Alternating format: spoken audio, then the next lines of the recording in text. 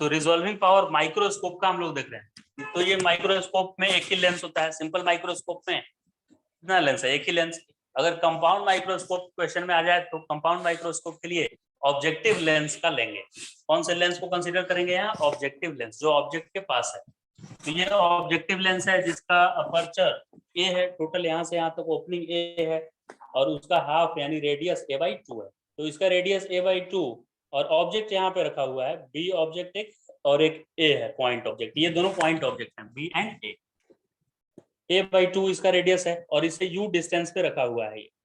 तो ये object beta angle बना रहा है लेंस के साथ, बीटा एंगल।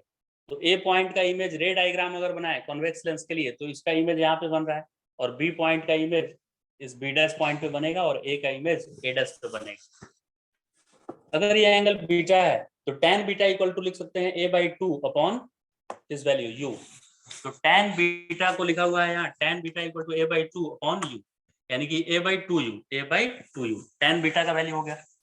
अब ये थीटा एंगल बनाया है लेंस के साथ, तो थीटा को लिख सकते हैं हम लोग h upon u। Theta can be written as h upon q, ऐसे थीटा को लिख देंगे। और ये थीटा इस तरफ से भी लिखा जा सकता है कि ये सेंटर पे ब्राइट बनाया है, ब्राइट, तो दूसरे के इमेज को क्या होना चाहिए, इसके फर्स्ट डार्क के पास होना चाहिए।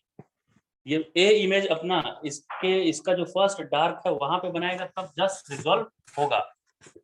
तो इतना डिस्टेंस कितना होगा, fringe width, central fringe width होता है 2 capital D lambda by small d.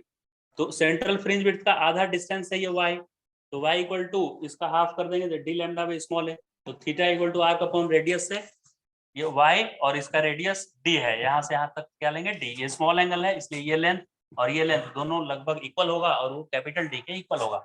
तो आर्क के जगह पर y और यहाँ कैपिटल D, तो d से d कट गया और लैम्डा बाई a आ गया। देखिए लैम्डा बाई a था, d से डिवाइड किए यहाँ पे थीटा निकालने के लिए, तो d से d कट कर लैम्डा बाई a आया। तो एंगल लैम्डा बाई a बना, ये वाला एंगल कितना आ गया, लैम्डा बाई a। और बीटा एंगल यहाँ पे tan बीटा का वैल्यू आया था a/2a। तो इसमें a/2u, a/u क्या आएगा, 2 इधर मल्टीप्लाई हो जाएगा, तो 2 tan बीटा, 2 tan बीटा इसका वैल्यू आया। अब h इक्वल टू यहाँ से tan थीटा या theta equal to h upon u भी लिख सकते हैं, h और ये u tan इक्वल टू, तो h upon u equal to tan theta. तो h equal to u tan theta, u इधर मल्टीप्लाई हो जाएगा, तो यहाँ स्मॉल एंगल के लिए tan थीटा को थीटा भी लिख सकते हैं, तो h equal to u into theta.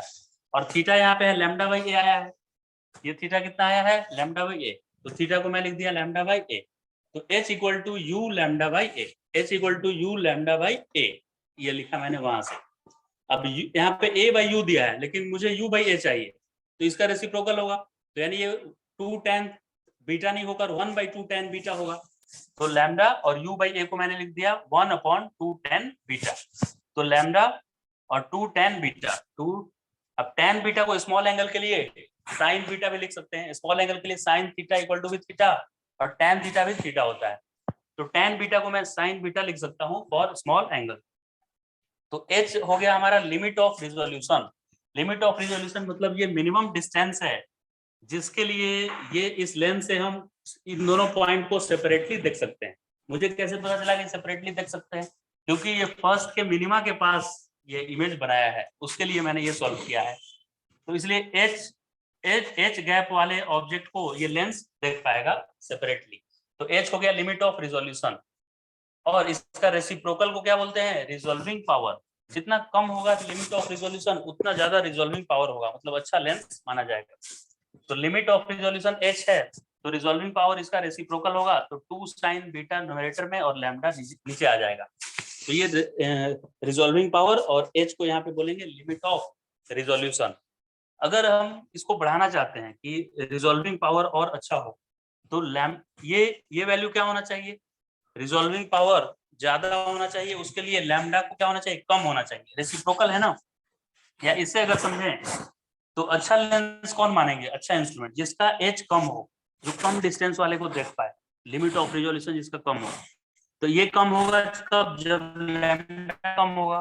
तो लैम्डा कम मीडियम में होता है, एयर में लैम्डा सबसे ज्यादा होता है, वैक्यूम में या एयर या किसी लिक्विड के अंदर वो चला जाएगा तो उसका लैम्डा और कम हो जाता है। तो लैम्डा कम होगा तो मेरा एच भी कम आएगा, यानी कि कम डिस्टेंस वाले को ये लेंस देख पाएगा।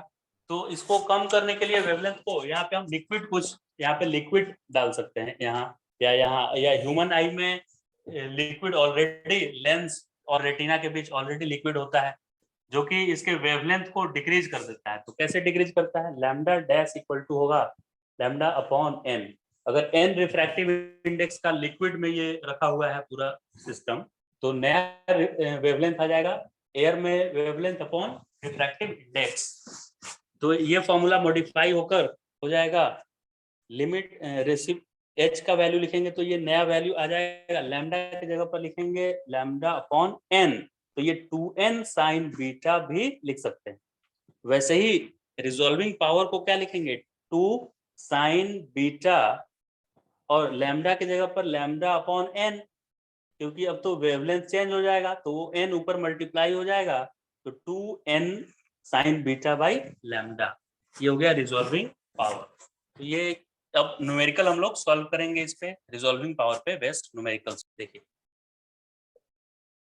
ये यहाँ पे n साइन बीटा को न्यूमेरिकल में इतने क्वांटिटी को, मतलब रिफ्रैक्टिव इंडेक्स जो जिस मीडियम में ये रखा हुआ है इंस्ट्रूमेंट, रिफ्रैक्टिव इंडेक्स और साइन बीटा, इन दोनों को मल्टीप्लाई करके एक टर्म दिया जाता है न्यूमेरिकल अपर्चर। तो अगर एग्जाम में दिया है कि न्यूमेरिकल अपर्चर गिवन है कि इतना सेंटीमीटर है न्यूमेरिकल अपर्चर, तो हम क्या समझ लेंगे? n साइन बीटा का ही वैल्यू है। तो न्यूमेरिकल अपर्चर यहाँ से स्मॉल n यानी refractive index into sine beta जो आता है, इसी को न्यूमेरिकल में क्या लिखा जाता है? Numerical aperture. तो कभी कभी एग्जाम में ये साइन बीटा और n नहीं देकर गिवन होता है कि numerical aperture for this instrument is 2 centimetre और 3 सेंटीमीटर, तो पूरे इतने की जगह पर वो वैल्यू यूज करेंगे न्यूमेरिकल अपर्चर का वैल्यू। वैसे यहाँ पे भी n साइन बीटा, इसको इतने को क्या बोलते हैं? 2 को अगर हम छोड़ दें तो 2 के अलावा जो है इसको क्या बोलते हैं? न्यूमेरिकल अपर्चर बोलते हैं, न्यूमेरिकल अपर्चर।